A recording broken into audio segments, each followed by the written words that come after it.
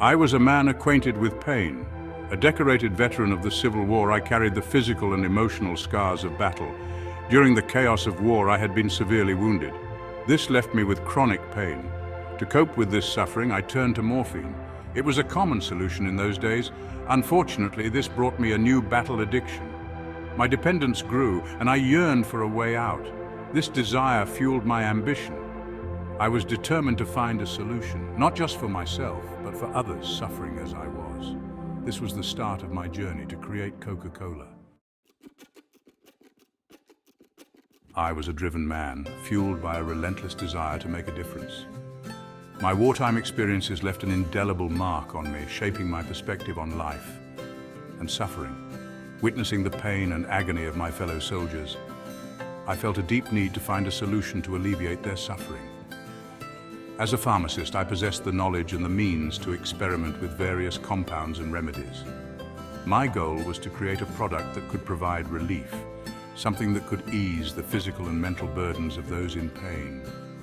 I envisioned a tonic that could soothe the body and calm the mind, offering a sense of peace and comfort. This drive led me to explore a variety of ingredients, each with its own unique properties and potential benefits. I experimented with herbal extracts, syrups, and other concoctions, meticulously testing each one to find the perfect blend. I was constantly searching for the right formula, driven by the hope that I could create something truly transformative. During this time, a new ingredient caught his attention: coca leaf extract, a substance with a rich history and remarkable properties. Coca leaves were revered in South America for their medicinal properties, used for centuries by indigenous people to combat fatigue and enhance well-being. They were known for their ability to combat fatigue and uplift mood, providing a natural source of energy and vitality. Intrigued by these properties, Pemberton saw an opportunity to incorporate coca leaf extract into his experiments. He believed that coca leaf extract could be the key to his formula, the missing ingredient that would bring his vision to life. He began incorporating it into his experiments, convinced that he was on the verge of a breakthrough, ready to create a remedy that would change lives. In 1886, after countless trials and adjustments, John Pemberton unveiled his creation. This was a time of great innovation and experimentation in the world of beverages and tonics. It was a new beverage with a unique flavor profile unlike anything people had tasted before. The combination of ingredients was carefully selected to create a drink that was both refreshing and invigorating. He called it Pemberton's French Wine Coca, a name that hinted at its exotic and sophisticated nature. The drink was a combination of coca leaf extract and kola nut, two ingredients known for their stimulating properties. The coca leaf had been used for centuries by indigenous people in South America for its energizing effects, while the kola nut was prized in West Africa for its ability to combat fatigue. It was marketed as a remedy for a wide range of ailments, including headaches, fatigue, and even impotence. These claims were not unusual for the time, as many patent medicines promised miraculous cures. At the time, such claims were common for patent medicines. People were eager to find solutions to their health problems, and the promise of a natural remedy was particularly appealing. Many believed in the power of natural ingredients to cure various illnesses. The idea that a drink could provide both enjoyment and health benefits was revolutionary. My creation quickly gained attention. People were curious about this new beverage and eager to try it for themselves. People were drawn to its unique taste and the promise of relief from their ailments. The combination of flavor and health benefits made it an instant hit. It was sold primarily in soda fountains, popular gathering places where people went to socialize and enjoy refreshing drinks. These establishments became the perfect venue for introducing the new beverage to a wide audience. The initial response to Pemberton's French Wine Coca was positive. People were excited about the new drink and its potential benefits. People enjoyed the flavor and the stimulating effects of the coca leaf extract. The drink provided a much-needed boost of energy and was seen as a welcome addition to the market. It seemed like I had finally achieved my goal. After years of experimentation and hard work, I had created a product that resonated with people. I had created a product that could help people and alleviate suffering. This was the beginning of what would become one of the most iconic beverages in history. A drink that started as a humble medicinal tonic and evolved into a global phenomenon.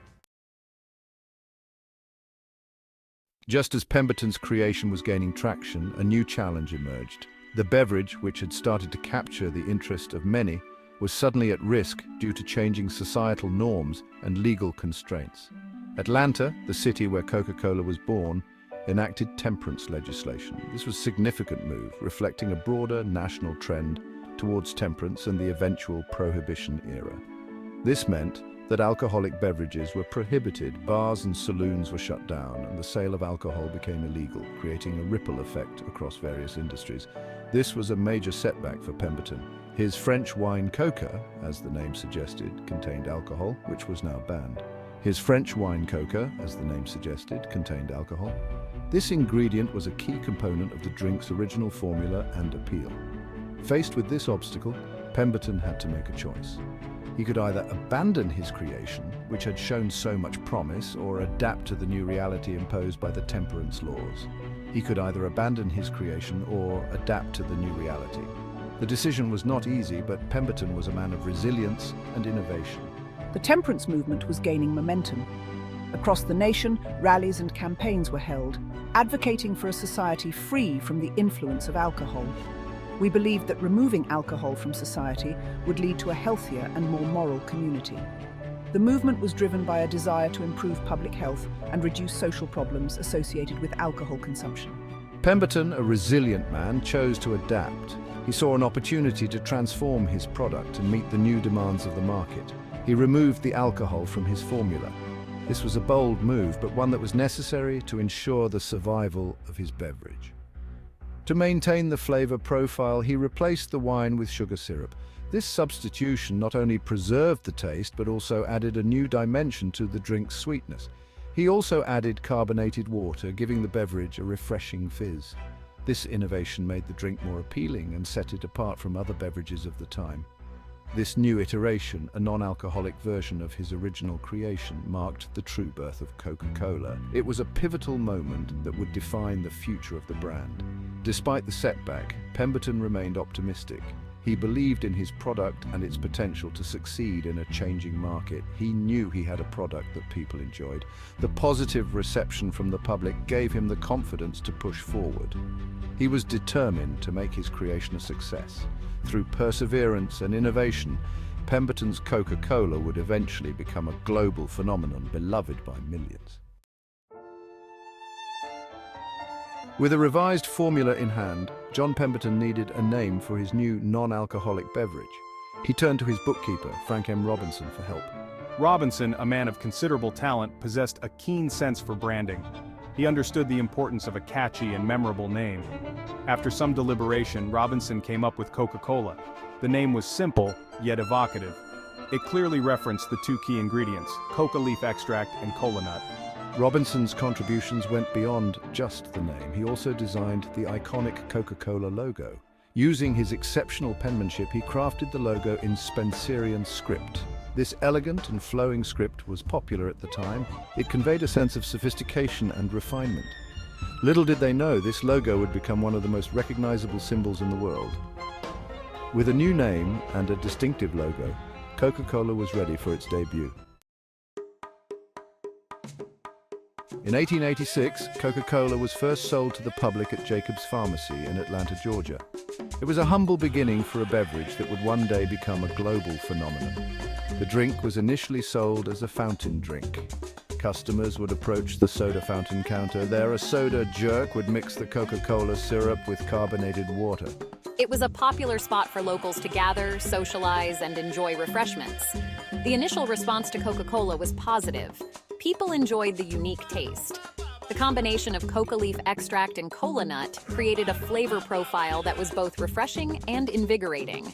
Word of mouth spread quickly. Coca-Cola became a local favorite. People would line up at Jacob's Pharmacy to get their fix of the new beverage. Despite this early success, Pemberton faced challenges. He struggled to effectively market his creation. His health was also declining. As Coca-Cola gained popularity, John Pemberton's health deteriorated. His morphine addiction, which he had desperately tried to overcome through his creation, continued to plague him. To make matters worse, Pemberton faced financial difficulties. He had invested heavily in his creation, but the returns were slow to materialize. He had sold off portions of his company to various investors. This left him with little control over his own creation. Despite these setbacks, Pemberton never lost faith in his creation. He believed that Coca-Cola had the potential to be something truly special. However, his declining health and financial woes prevented him from capitalizing on his invention's growing popularity.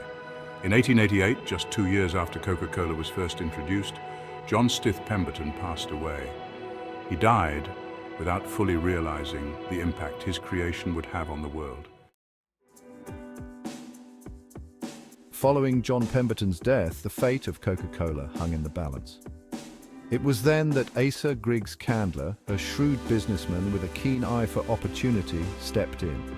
Candler saw the potential in Pemberton's creation. He believed that Coca-Cola could be more than just a local favorite. He envisioned a future where Coca-Cola would be enjoyed by people all over the world. Candler purchased the rights to Coca-Cola from Pemberton's estate. He wasted no time in putting his vision into action. He streamlined the production process. He implemented aggressive marketing campaigns. He expanded distribution channels. Candler's efforts paid off. Coca-Cola's popularity soared. It quickly became one of the most popular beverages in the United States.